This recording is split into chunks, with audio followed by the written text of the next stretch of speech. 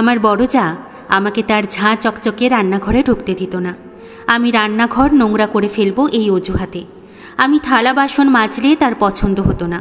খুদ ধরে বলতো, দেখি সর, আবারও ধুতে হবে, এঁটো লেগে আছে, এবার তো একটু কাজ করতে শেখ। এভাবে প্রতিনিয়ত আমার প্রত্যেকটা কাজে খুদ ধরত। আমি ঘর গোছাতে পারি না, রান্না করতে গেলে সব মশলা ফেলে দিই, মশলা বাটা গুঁড়ো হয় না, পরিষ্কার করে ঘর মুছতে পারি না, ঘর ঝাড়ু দিলে ময়লা থাকে, কাপড় কাচতে গেলে ফুল গুঁড়ো বেশি দিই, আরও কত কী। সারাদিন একা একা কাজ করত আর আমার সাথে বকবক করত। আমি যদি ভয়ে ভয়ে কোনো কাজ করতাম সেগুলো আবার রিপিট করত। আমি কাজ না করলেও আমার জামাই আর ভাসুর বাসায় ফিরলে তাদের কাছে আমার নামে নালিশ দিত, বদনাম করত। আমি বড় যাকে কোনো কাজে হেল্প করি না, সারাদিন শুয়ে বসে খাই, ইত্যাদি ইত্যাদি। ভাসুর কিছু বলতো না, তবে আমার বর আমাকে খুব বোঝাতো। ভাবি যা বলে তাই মেনে চলবে, মাঝে মাঝে বকাও দিত। দু একটা কাজ করলে আমার হাত ক্ষয়ে যাবে না, এটা বাবার বাড়ি না, এখানে কাজ করেই খেতে হবে। আসলে ভাবি সবার কাছে আমার নামে খুব বদনাম করত। ও ভাবিকে কিছু বলতে পারত না, আমার উপর রাগ ছাড়ত।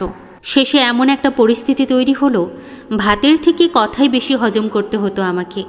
খুব বেশি মানসিক ডিপ্রেশনে ভুগছিলাম। সংসারের প্রতি তিক্ততা বাড়ছিল। এরকম সংসার তো আমি চাইনি। যে সংসারে আমার পছন্দের কিছুই রান্না হয় না, মন চাইলেই বড় মাছের মাথাটা খেতে পারি না, বৃষ্টির দিনে পছন্দের শাড়ি পরে ভিজতে পারি না। দিন দিন এই হাসি খুশি আমিটা কেমন মন মরা একগুঁয়ে হয়ে যাচ্ছিলাম। ঈশ্বরের কাছে কেঁদে কেঁদে এই সংসার থেকে মুক্তি চাইতাম। হে ঈশ্বর, হয় আমাকে আমার একান্ত নিজের একটা সংসার দাও, আর না হয় তোমার কাছে তুলে নাও। আমার বড় ভাসুরের ছিল কাপড়ের রমরমা ব্যবসা, আর আমার স্বামী ছোটোখাটো একটা চাকরি করত। যেহেতু অফিস থেকে ভাইয়ের বাসা কাছে, তাই ভাইয়ের বাসায় আমাকে নিয়ে থাকতো। বরের নতুন চাকরি, সংসারে খরচ দেওয়া লাগে। মাস শেষে দেশের বাড়িতে তার বাবা মাকেও খরচ পাঠাতে হয়। আমাকে দামি শাড়ি গয়না কিনে দেওয়ার শখ থাকলেও সাধ্য ছিল না তার। বরের অফিসের কোনো অনুষ্ঠানে ভাবির কাছে নতুন শাড়ি চাইলে দিত না। ভাসুরের জোড়াজড়িতে আধা নতুন শাড়ি দিয়ে এ বাহানা সে বাহানা করত। অবসরে টেলিভিশনে নিজের প্রিয় মুভিটা দেখতে গেলে বলতো, দেখি রিমোট দে, অমুক সিরিয়াল দেখব। আর না হয় বলতো, এবার দয়া করে টিভিটা বন্ধ রাখ, মেয়ে দুটোকে পড়াবো। অথচ আমি সাউন্ড কমিয়ে সবসময় টিভি দেখতাম। শ্বশুরবাড়িতে বিয়ের পর যে কটা দিন ছিলাম বেশ ভালোই ছিল। ভাবির সংসারে আসার পর থেকেই এত সমস্যা শুরু। ভাবি আমাকে কেন যেন সহ্যই করতে পারতো না। দিন দিন আমার উদাসীনতা দেখে আমার বর হয়তো যা বোঝার বুঝে গিয়েছিল। একদিন আমাকে জড়িয়ে ধরে মাথায় হাত বুলিয়ে দিয়ে বলল, কি চাই তোমার, বলো আমাকে। আমি মলিন হেসে বলেছিলাম, আমাকে একান্ত নিজের একটা সংসার দিতে পারবে, যে সংসারে কেউ আমাকে খাওয়া নিয়ে খোঁটা দেবে না, কাজ নিয়ে খুঁত ধরবে না, এক রুমে ছোট্ট বাসা হলেও চলবে। মাঝখানে অনেকগুলো দিন কেটে গেছে। বরের প্রমোশন হয়েছে, এক রুমে ছোট বাসা থেকে 4 রুমের বড় ফ্ল্যাট বাসা হয়েছে। ঘর ভর্তি আসবাবপত্রের ঠাসাঠাসি, আলমারি ভরা কত দামি কম দামি শাড়ি, ফ্রিজ ভরা মাছ মাংস ফলমূল, সেলফে পছন্দের গল্প উপন্যাসের বই সাজিয়ে রেখেছি। সোফায় শুয়ে শুয়ে 32 ইঞ্চির রঙিন টেলিভিশনে নিজের পছন্দের মুভি দেখি।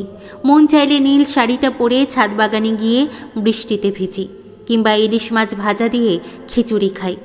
সবথেকে বড় কথা, আমার শখের একটা রান্নাঘর হয়েছে, যে ঘরে ঢুকতে কারোর অনুমতি লাগে না। রান্নার সময় রান্নাঘর এলোমেলো করে ফেললেও কেউ কটু কথা শোনায় না। আমার যখন যা মন চাই তাই রান্না করে খেতে পারি। আমি আবার সেই আগের মতো প্রাণবন্ত হাসি খুশি মেজাজে হয়ে গেছি। সারাদিন পর কাজ শেষে বর বাসায় আসলে আমি সেজে গুজে তাকে সারপ্রাইজ দিই। তার গলা জড়িয়ে ধরে আহ্লাদ করি। কেউ ঢং আদিক্ষেতা বলে নাক ছিটকায় না।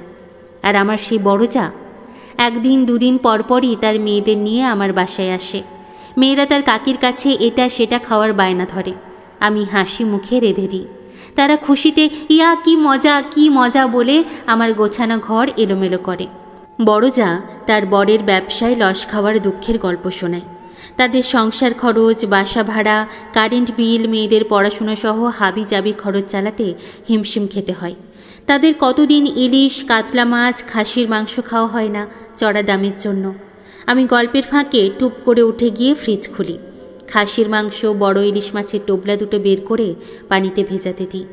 মশলা বেটে বলি, বড় ভাইকে আজ দুপুরে এখানে আসতে বলেন, সবাই দুপুরে আর রাতে খেয়ে তারপর বাসায় যাবেন। বড় যা খুশি হয়ে আমার ফোন থেকে ভাসুরকে ফোন দিয়ে বলে, এই শুনছো, দুপুরে আরমানের বাসায় এসো কেমন, আরমানের বউটা না কি হাজও না খেয়ে কিছুতেই ছাড়বে না। ফোন রেখে লাজুক হাসে, বলে, মাংস কষা আমি রাঁধি? আমিও হেসে হ্যাঁ সূচক সম্মতি দিয়ে মাথা নাড়ি।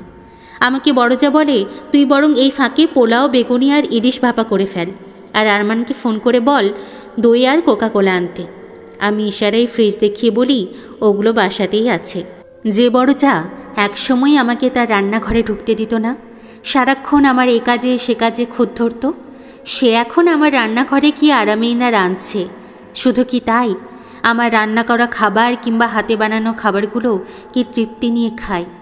যে কোনো অনুষ্ঠানে আমার নতুন শাড়ি চেয়ে নিয়ে পড়ে।